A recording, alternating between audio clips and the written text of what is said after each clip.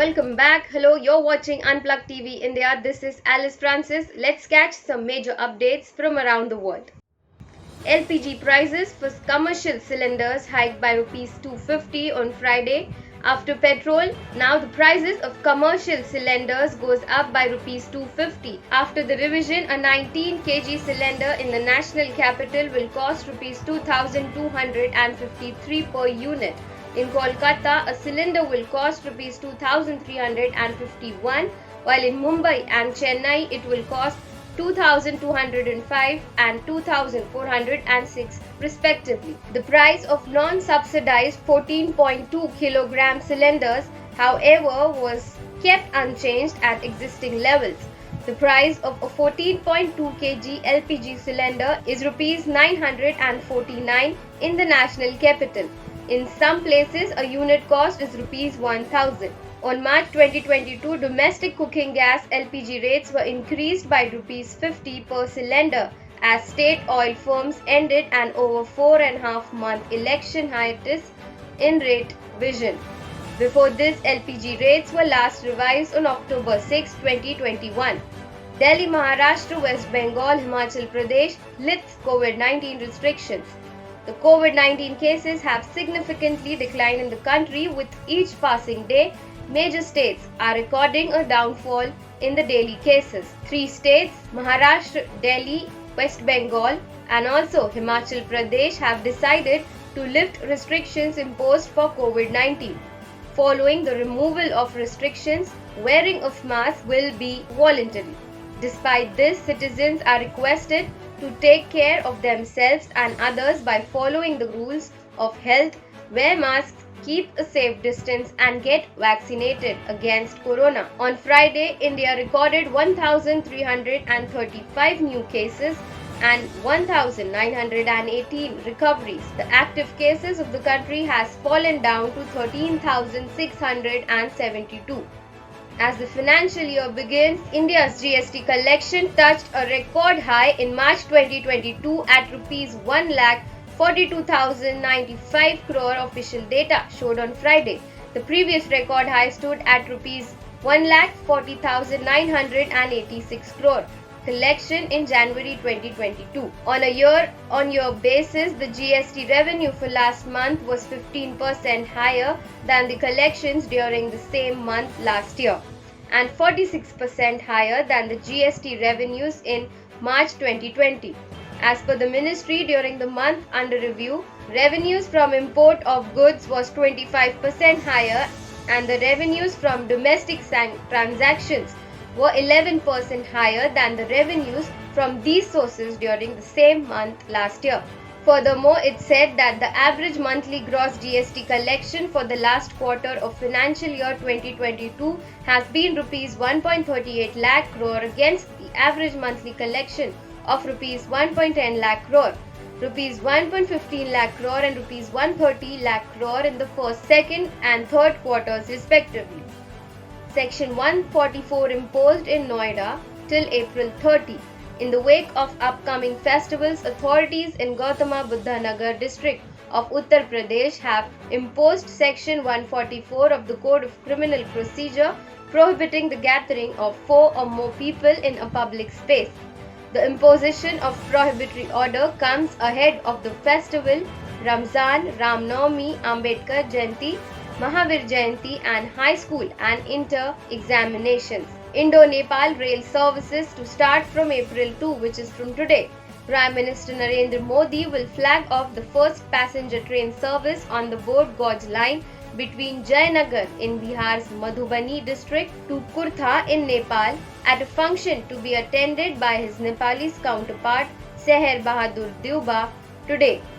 The function is likely to be held in New Delhi through video conferencing. The 34.50 km long rail track is the first section of the rail line between the two countries and was completed at a total cost of Rs 619 crore in 2021.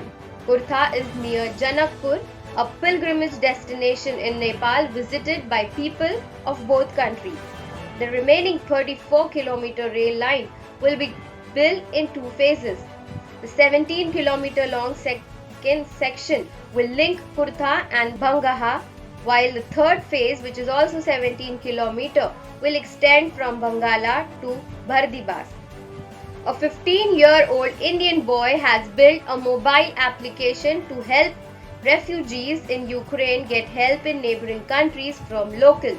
Google has added the application on its Play Store, and Tejas Ravishankaran has posted its link on Twitter. He has built in 2 weeks. Ravishankar, in a tweet launching the app, wrote, "Launching Refugee to help those displaced from their homes in Ukraine. Refuge is where individuals offering help connect with those require help. Please retweet to spread the word," the young software developer said in his Twitter post on Thursday. In the tweet, he also explained the features of the app, which goes as advanced verification feature based on national IDs across the world.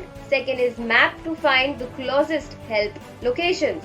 Listing offerings, food, shelter, healthcare, transports, translation in 12 plus languages, requests help in 2 clicks. Twitter has given thumbs up to the young boy.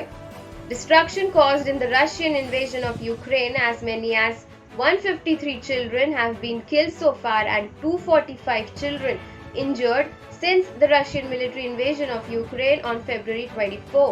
According to the Prosecutor General of Ukraine, about 400 children have suffered in Ukraine since the beginning of the armed aggression of the Russian Federation. Most of the deaths occurred in the Kyiv region, 73, followed by the southern eastern region, the Donetsk, 65, and the eastern region of Kharkiv, 46. The toll may rise significantly as many victims in besieged cities of Mariupol and Chernihiv are unaccounted for. Russian President Vladimir Putin has unleashed unrelenting violence that has caused death and destruction across Ukraine. So far, 859 educational institutes have been damaged due to bombing and shelling. About 83 of them completely been destroyed. The worst situation is in Donetsk, Kharkiv, Mykolaiv, Sumy, Kyiv, Kherson, Zhytomyr and Chernihiv regions.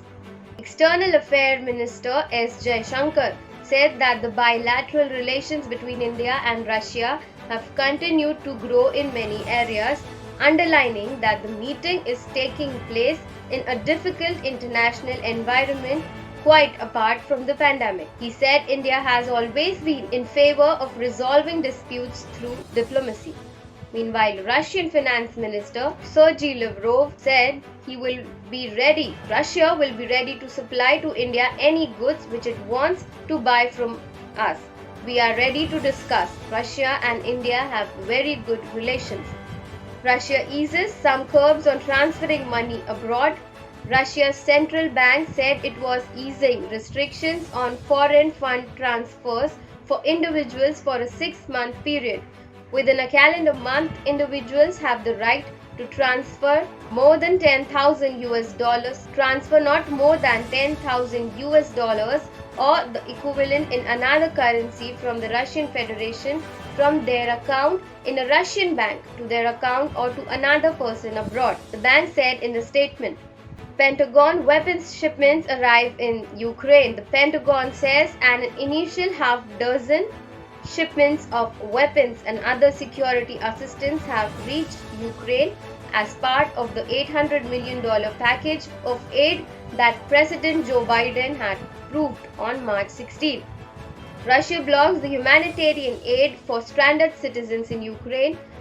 The Russian military, according to the mayor of Mariupol, has been preventing even a small amount of humanitarian aid from reaching stranded citizens.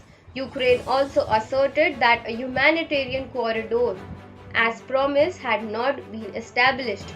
Meanwhile, the British Defence Secretary Ben Wallace announced that Britain and its allies have agreed to deploy more lethal military supplies to Ukraine to help defend it from Russia's invasion.